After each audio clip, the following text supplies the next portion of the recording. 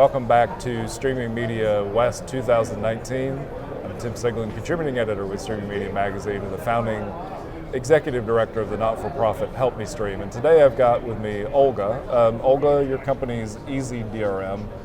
What is DRM, first of all? Well, DRM, and it stands for Digital Rights Management, is a technology that helps people within the streaming industry prevent piracy. Okay.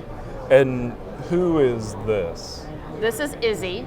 Okay. She has been our mascot for about a year now since we introduced her, and she seems to be traveling a lot.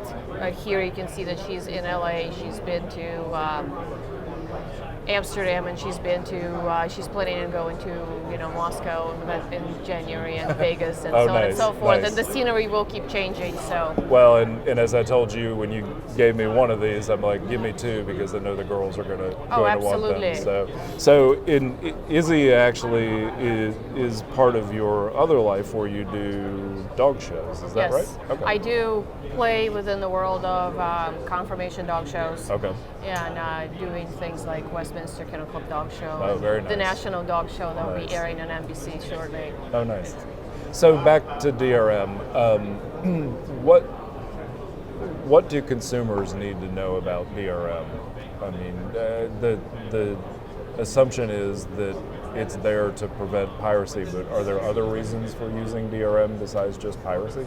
Well, obviously it's there to prevent piracy. I've also heard an interesting theory about the fact that DRM is going to become more and more prevalent as security and personal privacy issues come to play, and a lot more of situations where we're all on video, and who owns the rights to all of this, and how do I control information and video that goes around about me.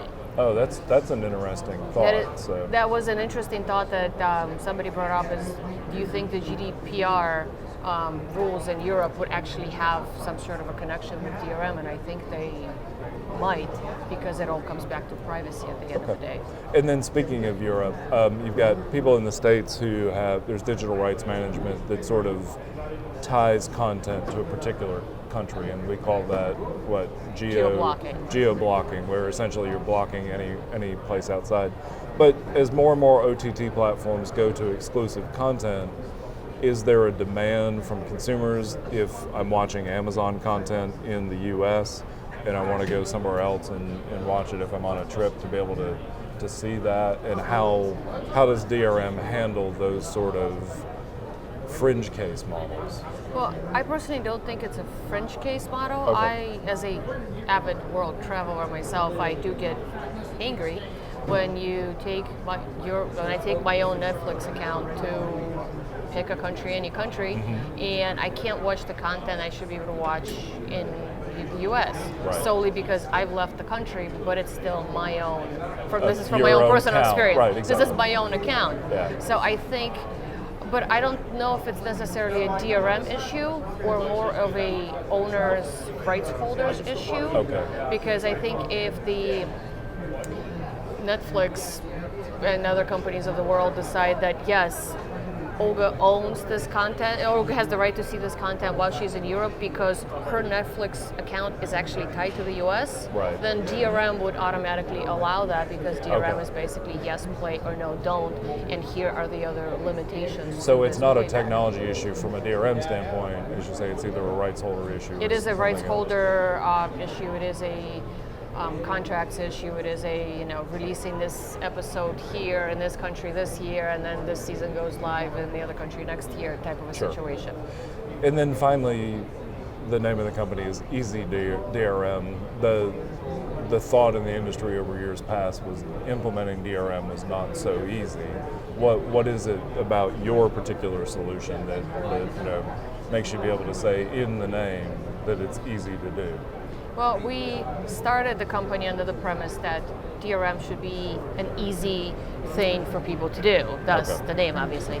And in our case, we boil it down to two APIs. An API, a rights API that will allow you to issue out DRM rules and issue out licenses, and a keys API that allows you to pull keys.